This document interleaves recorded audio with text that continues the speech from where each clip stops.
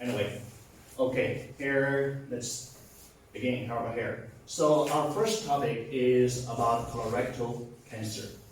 And first I want to introduce you this logo. You see National Colorectal Cancer Awareness Month. It's actually in March. I think it's back in 2000. President Clinton officially dedicated this logo. He said, March should be the month of Colorectal Cancer Awareness Month. So just to promote the colorectal cancer awareness, promote education, and promote treatment. This is what's the logo. So here, this is our list. First, we will give you a case, and second, we will talk about epidemiology, and we will talk about the clinical presentation, staging, and then the management of colon cancer and the management of rectal cancer. This is a case.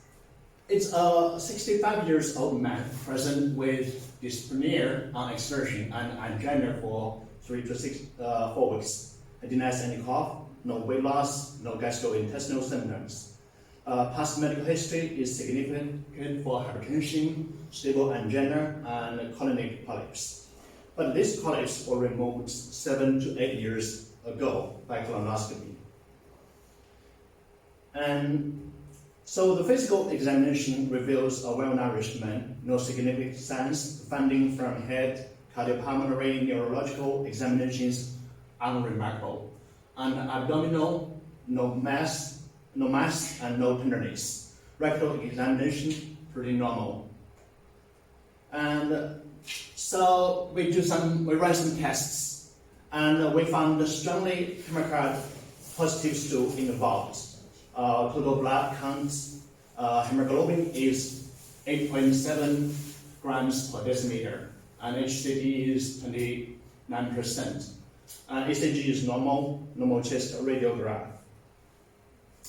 So first, we want to ask you is about what is the most likely mechanism causing this process. And this process is, as you can see, this man had anemia. So I want to ask you why and what's the reason behind it. And second, so how do we confirm this anemia? What causes this anemia? And last is, what's your first treatment for this patient? When you encounter this patient, what do you do first? And okay, so this is my question for you, and we will answer the question after this whole class.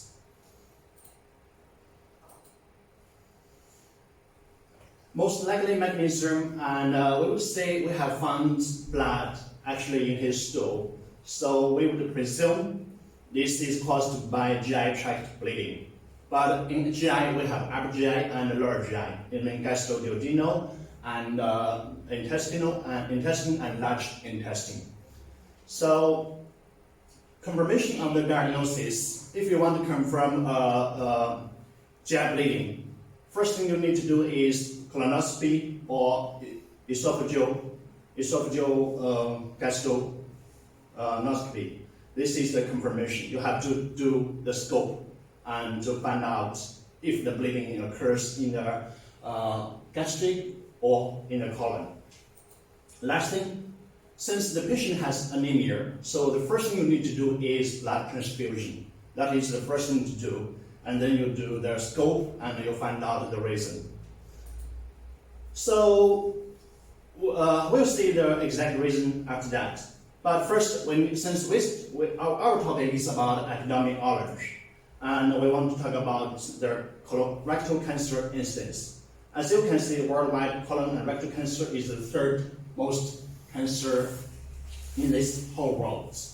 It currently accounts to 10% in the whole cancer epidemiology. And the majority reason is adenocarcinoma. So most patients would be diagnosed with adenocarcinoma. And this adenocarcinoma arises from polyps, mostly occurs in normal colonic mucosa. And these polyps These polyps are most adenomatoous, so it means it can become cancer. And some of the polyps are actually like inflammatory polyps. These are totally benign. It's not precancerous lesions. Of the patients, 90% of patients are more than 50 years old. The highest rate is probably 70 to 85 years old. As you can see, most patients get diagnosed with colorectal cancer at an older age.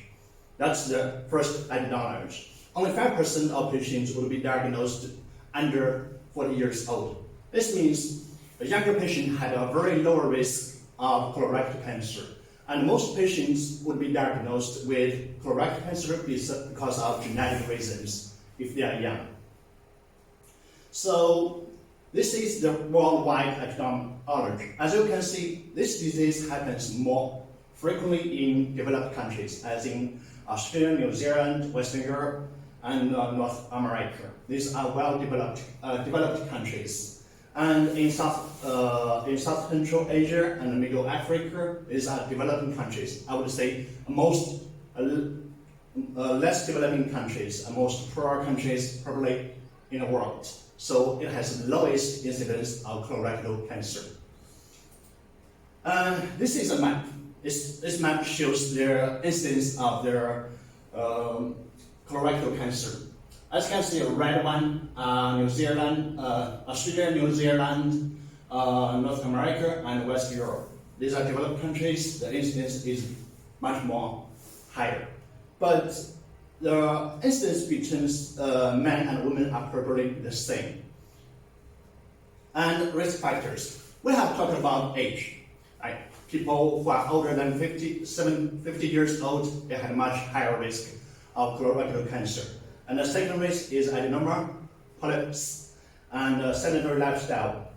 Diet, obesity, these are probably the most frequent lifestyles the Western people have. And IBD, when I say IBD, means Crohn's disease and ulcerative colitis, environment factors, genetic factors. Genetic factors plays a very important part in patients who are diagnosed under 40 years old. And this is the genetic reasons. We have FAP, familial adenomatous polyposis. It's totally hereditary. So it means the patient is inherited from his parents. So these patients, if they don't get treatment before 40 years old, these lesions, these small polyps, if the patient will get cancer 100% before 40 years old. So if the patient diagnosed, the first thing we need to do is have a surgery. We would remove the total large intestine in case it becomes cancer. So this is the FAP. And this one, as you can see, we can just see one polyp. One polyp. This polyp is very large, and if you remove it, you send the specimen to the pathologist, you probably will find an adenomatoous polyps. So if you have this before, have this history of polyps, the patient who will have a much higher risk of developing colorectal cancer. And the risk is probably between 3.5 and 6.5 higher compared with normal people. And the second thing is the family history, right? Family history is also, we would talk about genetic, yes. So if I have first degree relatives like parents, siblings, child, if they have colorectal cancer, so the risk of you getting this cancer is much higher. It's like 1.7-fold increase. Family history of large intestine, adenoma, polyps, and positive family history also. So it means if you have a family member who have been diagnosed with colorectal cancer, you need to be aware of it. You need to tell your doctor so he'll know when you will get your first colonoscopy. And dietary. We've talked about like sedentary lifestyle, consumption of red meats, is the high-risk animal saturated fats and carbohydrates like Coke and alcohol. These are probably the lifestyle that will increase the risk of colorectal cancer. And these are like the decreased risk. These factors will decrease the risk of developing colorectal cancer. Dietary fiber, vegetables, fruits, antioxidant vitamins, calcium, and folate. I like B vitamin. So if you want to decrease the risk of developing colorectal cancer, these are probably things we need to eat. And then we will talk about, after the epidemiology and the risk factors, we'll talk about the clinical presentations. So, when would you want to go to the clinic and consult your doctor? Like when you have abdominal pain, yes, probably 44% of these patients will have this, and a change in bowel habits. 43% hematochezia or melanoma. This like hematochezia is like you really have the urge to go to the toilet, but when you actually was there, there's nothing coming out of that's their hematochezia and melanoma. It's very common. You have like dark how to play it? It's like anyway, it's dark in your stool. And weakness, 20%, anemia without any symptoms. As you can see, this is probably the reason we have talked about the case presentation. The patient has anemia but no GI symptoms, totally normal, and weight loss is 6%. As you always can say, abdominal pain, hematochezia, melanoma, weakness, anemia, weight loss. Most patients will notice these symptoms. It's very obvious. You will feel comfortable. But the change in bowel habits, it's like very delicate. It's like some patients wouldn't notice it. It's just probably normal, right? When you ask normal people, you will say, so how often is your bowel movement? How often do you go to the bathroom? Like 90% of patients will say, I would go to their bathroom like one time a day. Some people will say I would go to their bathroom like 3 days just one time. So these are like the range of bowel movements is pretty large, like 1 to 3. That's the 90% of the people would have this bowel movement and or bowel habits. So it means one man's constipation might be another man's normal bowel habit.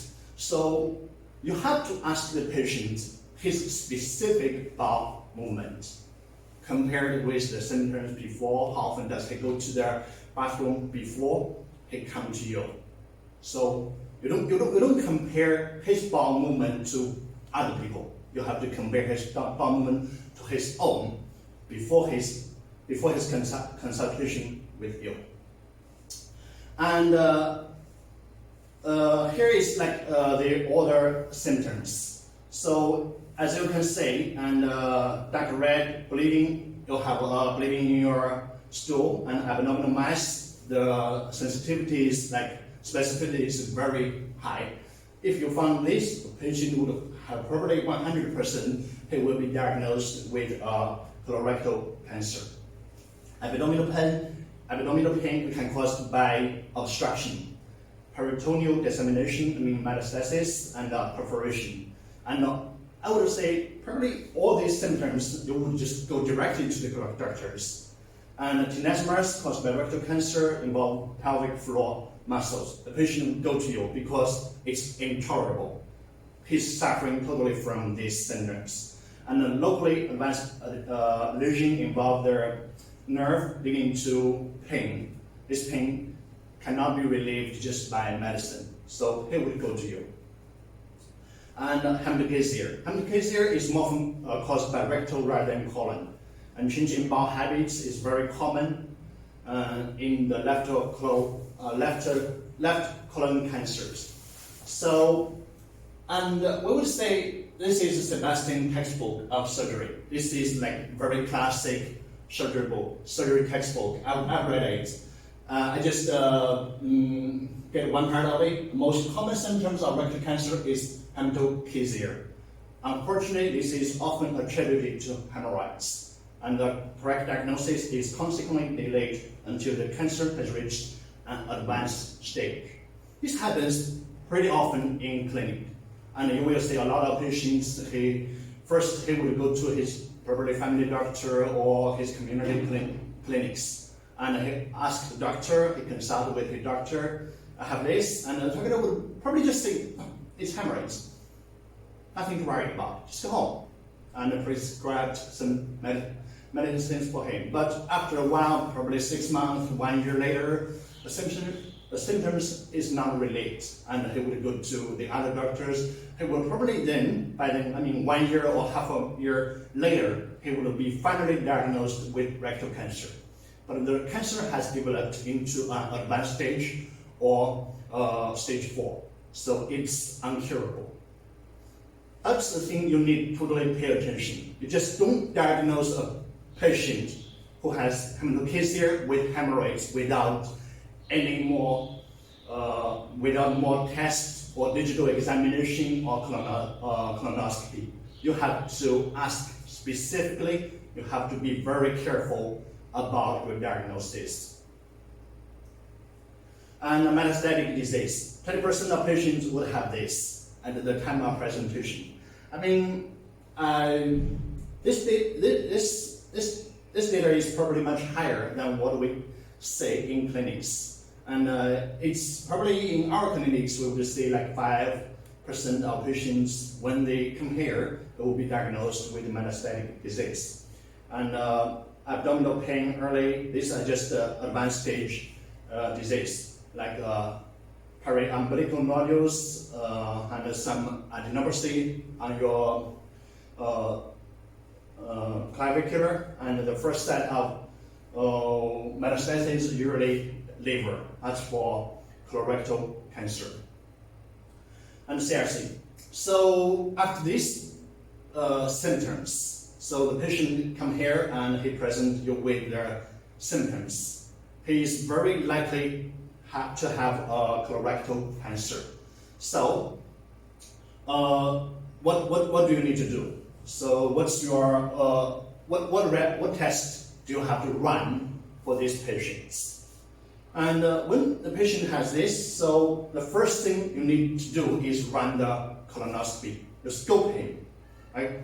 Colonoscopy is the best single diagnostic test for patients who is likely to have colorectal cancer. And in doing scope, we can do a lot of things. We can examine the whole mucosa of the colon. We can biopsy. We can remove the polyps. So it's not just a test. It can also be a treatment. So this is here. As you can see, we have the tumor and here, and it's also bleeding. This is the colon, and this picture is from the colonoscopy. Anyway. So when you scope the patient, you find this mass, you suspect he has cancer. You just do a biopsy, you get a specimen sent to the pathologist, and you get the results. And you can totally remove it. If it's a small polyp, very small one, you can just remove it by colonoscopy. That's the treatment. And we would also have a CAT scan. This is a CAT scan. As you can see, this is from the colonoscopy. You can see a mass that is obstructing their colon. And here is their CAT scan. As a CAT scan, you can see here, right-sided colon, you have a mass that is, and you can see the surrounding mucosa is not smooth. It is murky, so it probably, I would say, it has a T4 stage colon cancer. You will do this, and you will also do CAT scan. CAT scan, you want to know the patient's clinical stage. Here, we want to show you like liver metastasis. You can see all these nodules on the surface of the liver. And here is the CAT scan. You see, a lot of low-density metastases involve both lobes of liver. When you see the patient have this CAT scan with just 1 or 2 nodules, low-density nodules, you will probably diagnose the patient have a stage 4 colorectal cancer. That means he has liver metastasis. So that's what CAT scan for. First, the last slide will show you, it can show the local vision of their colorectal cancer. You can diagnose the T stage, tumor stage. And also the liver, you can diagnose the metastasis. That's what it's used for. And staging, we'll talk about it. We will do all our colorectal cancer when we diagnose it. Second thing is we stage him. We use TNM from the AJCC, so it's pretty normal. You can check it online. Now we have the, I would say, eighth version of the TNM stage. We have T, tumor, lymph node, and M, metastasis. And we use TNM to get staging, and we can get prognosis from the TNM. And we also we also treat our patients according to the TNM stage. T, here we have 4 layers. So as you can see, TS, T1, T2, T3, T4.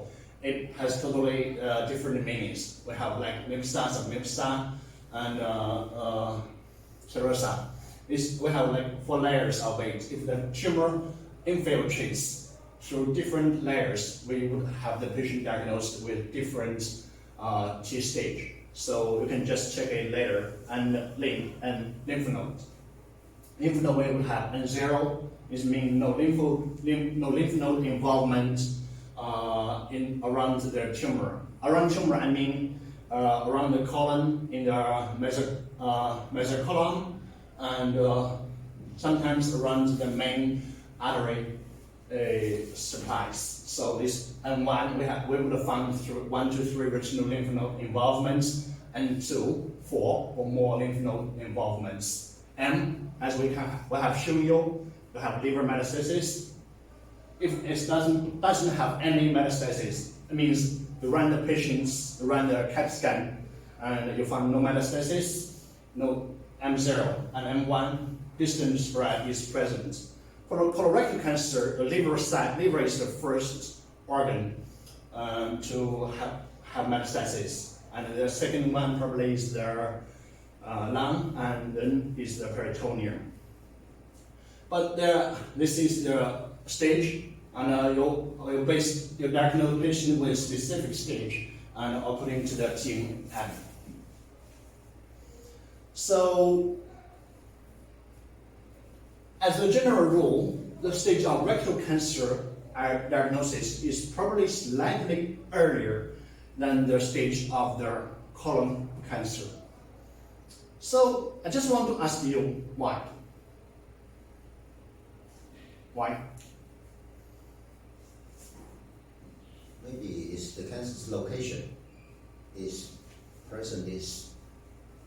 clinical symptoms is different.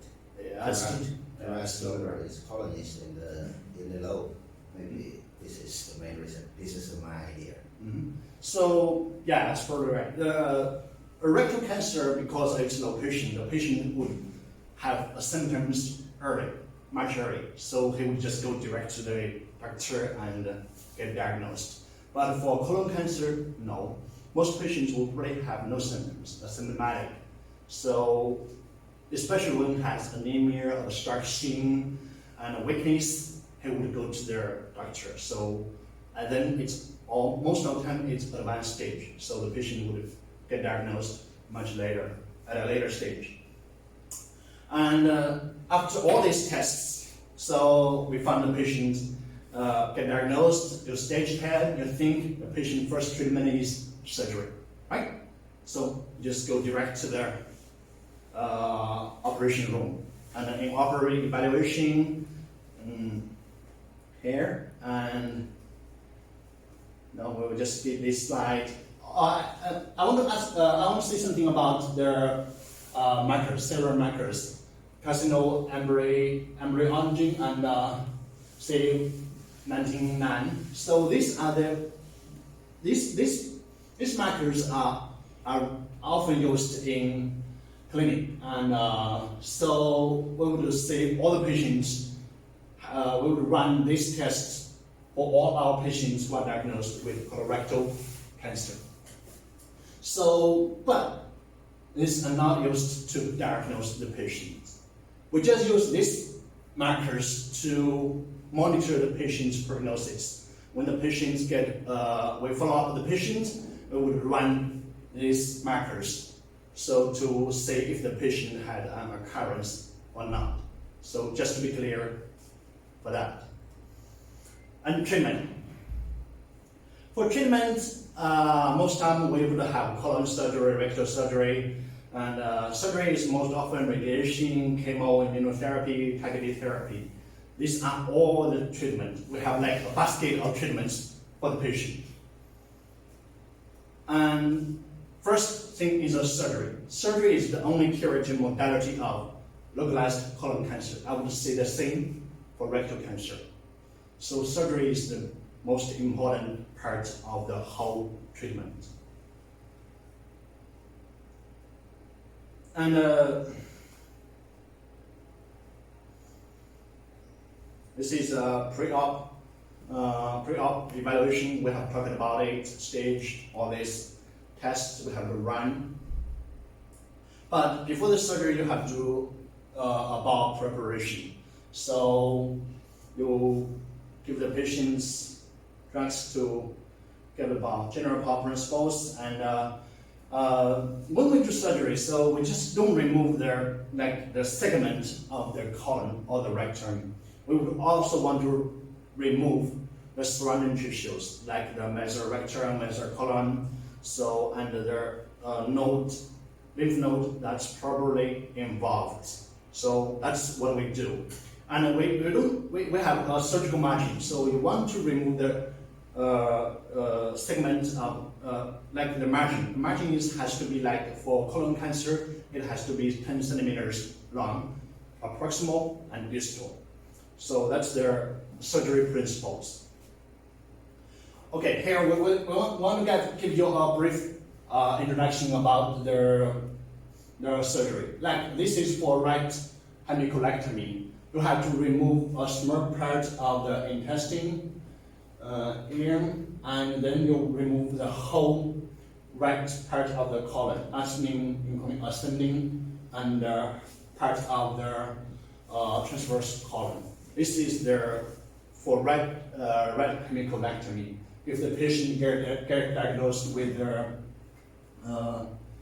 ascending colon cancer and transverse colon, probably around hepatic fracture, so you would give the patient a right hemicolectomy. Transverse colectomy, it's very rare. It's very rare. This we perform a surgery like rarely, because not a lot of patients are diagnosed with this disease. If the patient was diagnosed with transverse colon cancer, we would do the transverse colectomy, but it's rare. But most of the time we would do the left-sided or the right-sided. The transverse colectomy it's not often. So then after the resection, you do anastomosis, rejoin the bone. Left colectomy, here, if the patient has a splenic fracture lesion, descending, sometimes sigmoid colon cancer, you would perform the left colectomy. And sigmoid colectomy, patient had a sigmoid colon cancer, you just do the sigmoid colectomy. And then I want to introduce you the normal, the most used operation nowadays is the lab.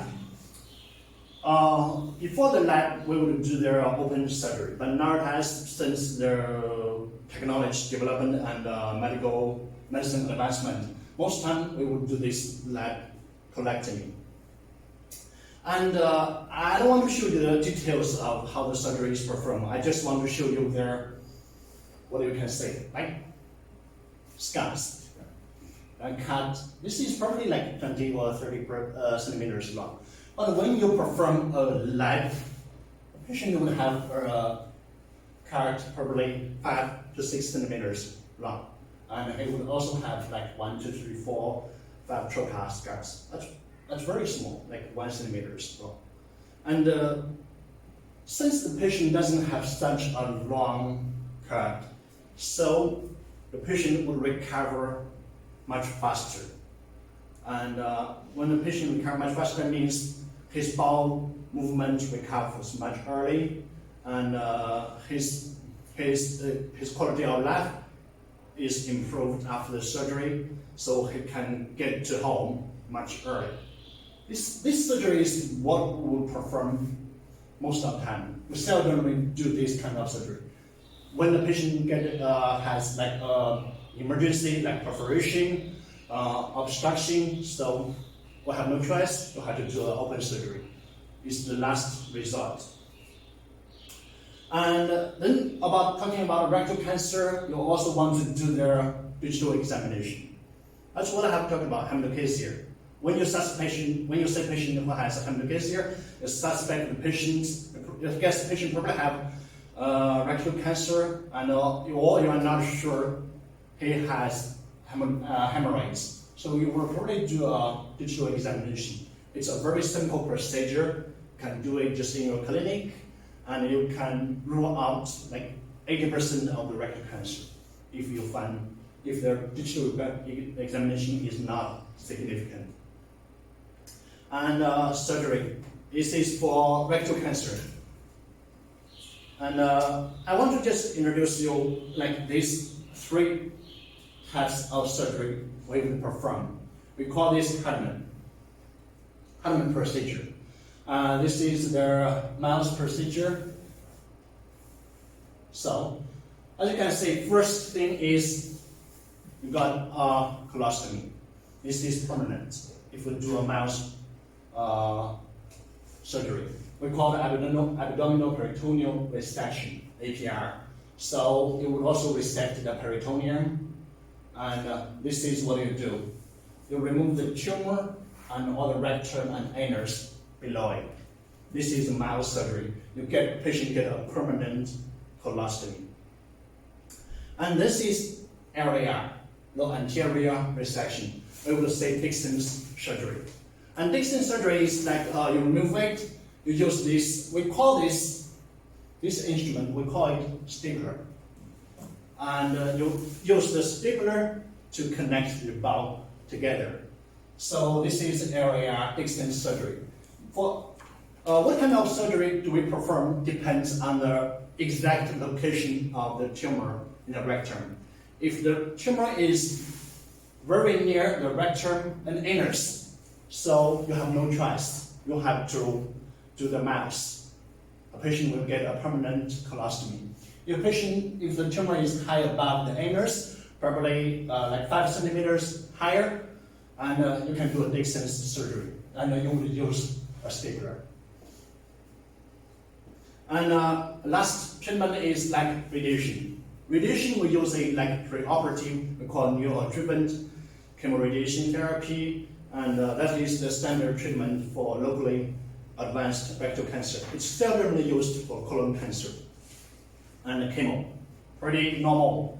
Adjuvant, neoadjuvant, palliative treatment, all this, the chemo. Chemo is a standard treatment for both colon and rectal cancer. And drugs. When we use the chemo, we have like fluorouracil, irinotecan, oxaliplatin, capecitabine. These are the drugs we use most often and for the patient who have colon and rectal cancer. And I guess that's probably the end of this class. So if you have any question, you can just, this is my WeChat, just scan it, okay? And you can send me via WeChat, and I'll talk about it. And that's it. Thank you guys. Bye.